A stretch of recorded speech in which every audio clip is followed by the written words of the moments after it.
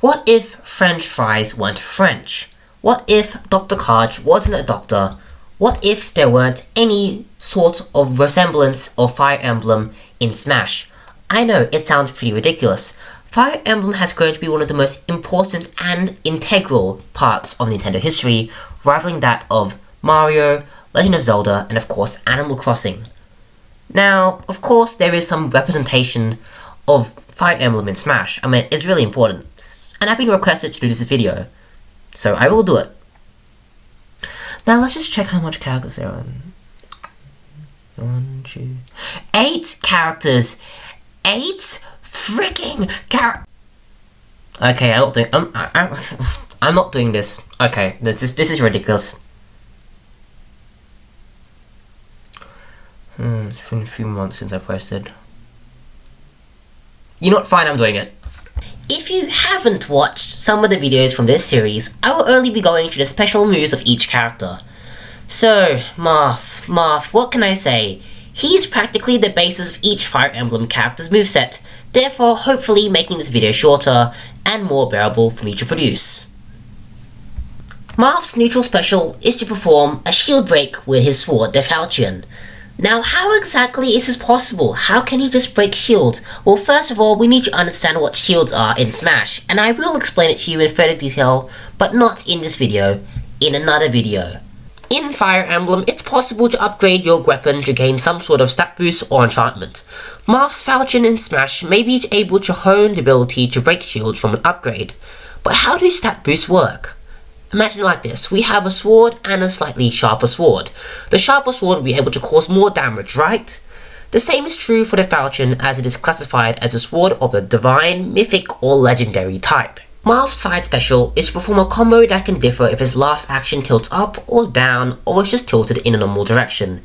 For those who don't know what combos are, a combo is a successful series of progressive attacks and are a common concept in gaming, fighting, and bubble tea options. When characters perform combos in gaming, they do it for two reasons, aesthetics and to deal more damage. When a combo progresses, it often deals more damage. The logic behind this is that an opponent is usually hurt after you hit them, so hitting them again would further injure them physically and occasionally mentally as well. Marth's up B allows him to swing his sword upwards and then jump. Now, we really don't know if it's the sword dragging him up that causes him to jump so high, or just simply him jumping while swinging his sword.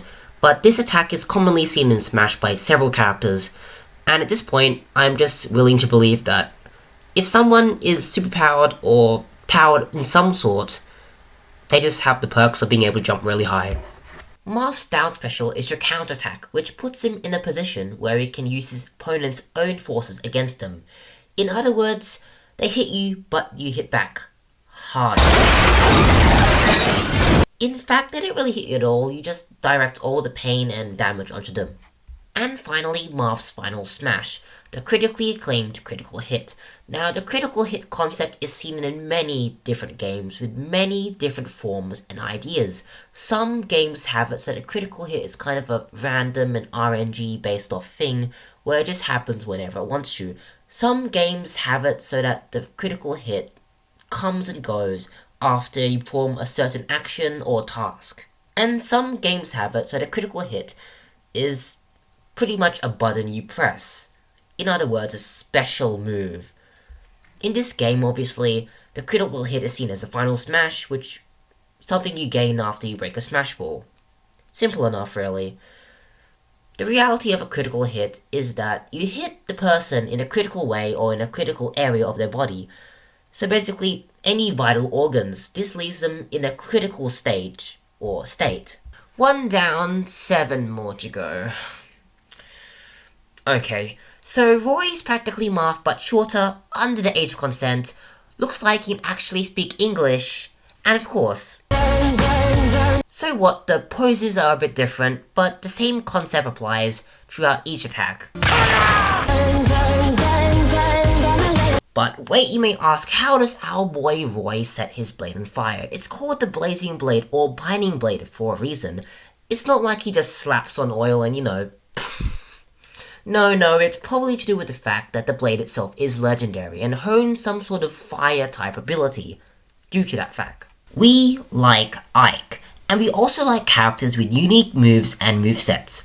Ike's neutral special is Eruption, which stabs his sword into the ground in a giant explosion of flame. How does he do this? I myself was confuzzled by this and it took some research for me to get an answer. Surprisingly, it's nothing fire related like Roy, but more earth related. Ike in his games has several abilities that fits him with the title Radiant Hero. Impressive feats bestowed upon him from the goddess of chaos, Yoon, such as impressive speed and strength that rivals even the Black Knight. Won't give any more spoilers. Among these traits, his stats show that he has earth magic nonsense because games and Fire Emblem. More on that later. His side special dashes him in a given direction before slashing out at his opponents. This quick draw is just a showcase of his incredible speed. And I guess strength as well. Ike's up B is the Proclaimed Ether. This attack is actually a special art which involves mastery of the tree skills Adept, Soul, and Lunar. The attack sends the user up into the air before landing back onto the ground in a weird spiral-like movement, or what I call the Spiral Spine Breaker. Get it? Because it won't just break your foe's spine, but realistically yours as well. I guess we should just stick to Ether. Ike's final smash is a more powerful version of the Ether called the Great Ether, or what I like to call, what is this even anymore? Oh, and his down B is a counter, you know what that does. Lucina is practically just female Marth. And with that, we have finished half of the Fire Emblem characters. Let's play that incredible song. Hey, congratulations! We finished half of the Fire Emblem characters. Okay, I don't know where I'm going with this. And with that, we'll move on to Robin. Robin is very different compared to his Fire Emblem brothers and sisters, and that is because he is more of a magic man, and his sword is much smaller and shaped like a lightning bolt. Talking about lightning bolts, we can start with his neutral B, but before we do that, we need to understand what magic is in the Fire Emblem series. Magic is the energy that flows throughout the world and can be harnessed by several creatures to perform several gregarious tasks. Humans can harness this magic energy with the help of staves or tomes. Staves are sticks endowed with magical abilities. Robin's Levin Sword is actually a magical sword, but it works like a stave, so it's fine. Tomes are pretty much a sorcerer's weapon, and are books with words and magic that can do things. It's like when reading actually comes to life. Who cares about an unfortunately named whale when you can unleash the whale from the pages and face it head on? But of course, how? How is this all possible? Magic is not a real concept that is fabricated into our daily life, and therefore we can't understand it. Magic is split into two trinities, one with fire, wind, and thunder, and the other with anima, light, and dark. For the people living in FE, magic is pretty much their excuse of nature, and they have learned to harness it. A bit like how I use solar energy to power my microwave to cook Pop-Tarts, but where I live there are no Pop-Tarts, ha! With that out of the way, we can talk about Robin's neutral B and his other specials. Robin's neutral B is a charged up lightning attack called Thunder, an example of what magic of the Thunder type can be like. In a similar manner, his side special is called Arc Fire, which is, again, an example of what magic of the Fire type can be like. Robin's up special is quite straightforward. It's a wind type magic attack called Elwind, which launches you up into the air while striking your opponents down below you. Of course, this is all possible, as we're talking about magic here. Let's get down with Robin's down special, Nosferatu. Nosferatu is a dark type magic move, and one that's a bit on the disturbing side. I mean, just by the name, you can really tell what Nintendo is trying to do to you. It's trying to suck your soul with a dark cloud and steal your soul for itself. That's right, that's what Robin does. It's a dark type magic move, what do you expect? It's magic, it's dark, it's spooky. And it's Twilight all over again, that's right, we're back 10 years ago from where we started. We haven't moved a single bit. Okay, never mind. Final Smash, team up with Chrom. Again, teleportation, magic, stuff. Bingo. Something you should know about Fire Emblem is their massive interest in dragons.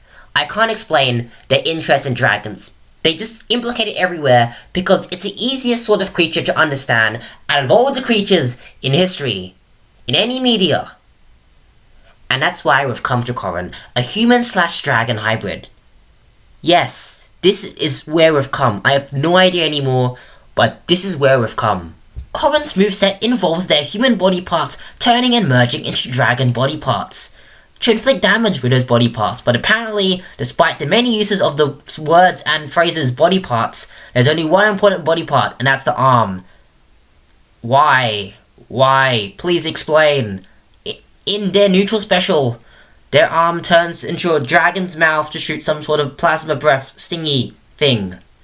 And then in their side special, it turns into a dragon spear-like tail, I suppose, that impales their opponents and drags them across the stage floor. Wow, it's dark. At least in their up special, it changes, right? Their back just grows wings. I meant dragons have wings. That makes sense. She's a merge in between, a hybrid. And guess what? Even their down special, which is just supposed to be a counter,